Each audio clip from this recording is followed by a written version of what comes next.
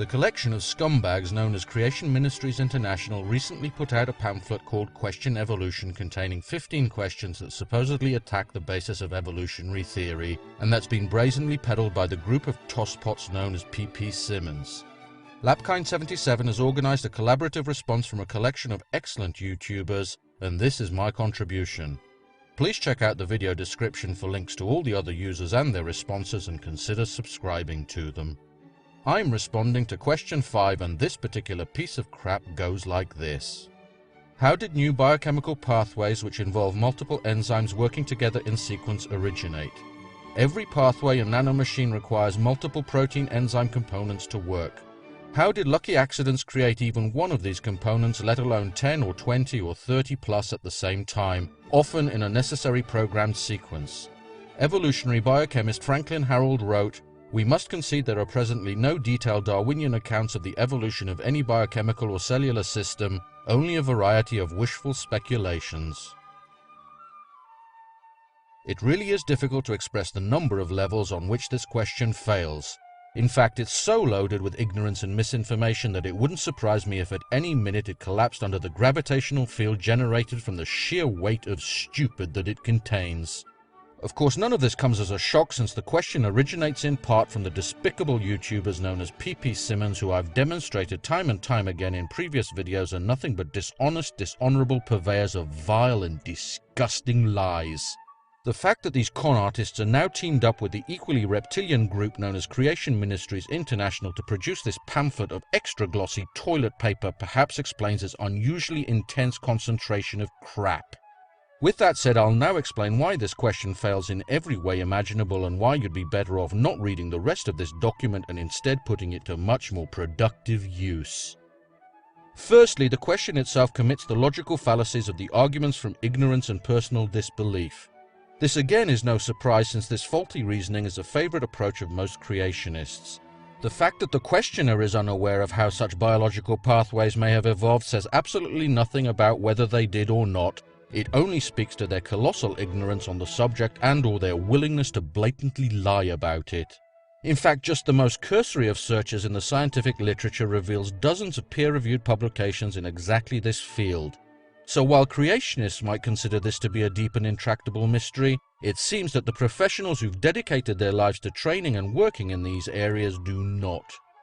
Of course, in response, the creationist will predictably find an intricate biochemical pathway whose evolutionary heritage has not been fully mapped out in detail, and claim that it's impossible to believe that the said pathway arose via evolution. The creatard's incredulity at this possibility once again has no bearing on the truth content of the claim, but again this is a typical creationist tactic. Instead of attempting to generate evidence to demonstrate that such pathways cannot evolve, creationists merely assert that they cannot and expect to be taken seriously. Secondly, the implication that such metabolic pathways arose solely by lucky accidents clearly demonstrates either an Olympian level of dishonesty from the creationist, or that when it comes to evolutionary biology, he can't distinguish his gluteus maximus from his articulatio cubitae. Since we're at least dealing in part with PP Simmons here, both possibilities may equally apply, but there's little doubt that this statement is indeed seasoned with a generous sprinkling of deceit. In reality, no scientist claims that evolution is a random process, because the random element of mutation is shaped by the distinctly non-random process of natural selection, something which professional liars like these are determined to ignore.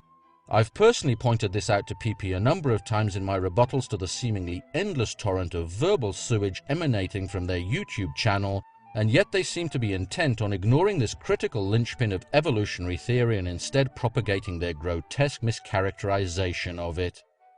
Thirdly, it's perhaps understandable why the idiot asking this question can't understand how multi-step pathways arose at the same time, because creationists are the only ones who believe that complex biological systems can pop into existence ex nihilo, fully intact and functional. Their inability to distinguish their belief in magic from the tenets of evolutionary biology therefore only serves to highlight the sheer magnitude of their intellectual atrophy. Of course, such systems didn't appear fully formed, but evolved gradually by discrete steps that built on pre-existing metabolic functions to provide competitive advantages to their organisms. We've observed the appearance of such discrete functions in the present day, both in the laboratory by the development of the ability to utilize citric acid as an energy source in bacteria grown under the appropriate selective pressures, and in the wild by the appearance of novel enzymes capable of allowing bacteria to utilize nylon oligomers as carbon sources. Furthermore, in the latter case, this evolution has not only been replicated in the laboratory, but two new and distinct nylonase enzymes have been identified in one bacterium in the wild, therefore clearly showing the evolution of a two-step pathway in barely one human lifetime. With such demonstrable and empirical evidence in hand, how big a leap is it really to imagine the evolution of more complex pathways over periods measured in billions of years? Fourthly, this argument also hints that evolution of sequential pathways is impossible because such systems are irreducibly complex. This argument completely ignores the fact that irreducible complexity is a description of the current state of a given biological system and not its evolutionary heritage. For example, consider a cell that requires two compounds, A and B, from its environment to survive. A new function arises that allows the cell to convert A to B, and since A is abundant and B is not, the cell gains a competitive advantage and the function is propagated in future generations. Imagine now that the cell loses the function to take up B.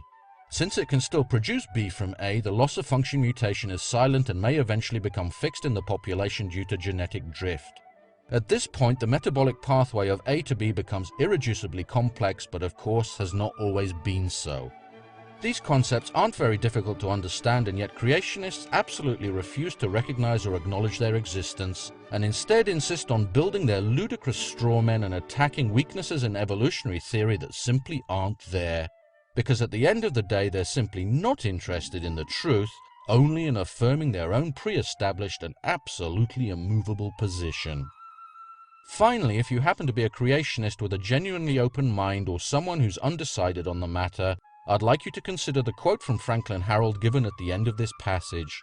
While at face value it does indeed seem damning, notice that it begins with a lowercase w and yet doesn't indicate any preceding text with an ellipsis.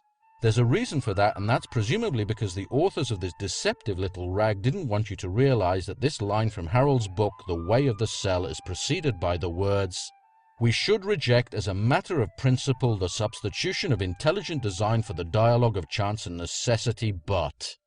This putrid and foul quote mine should quite clearly demonstrate that these individuals are willing to plunge neck deep into the sewage of their own making in order to perpetuate their filthy little lies, and underscores the dishonesty and ignorance I've been pointing out throughout this video.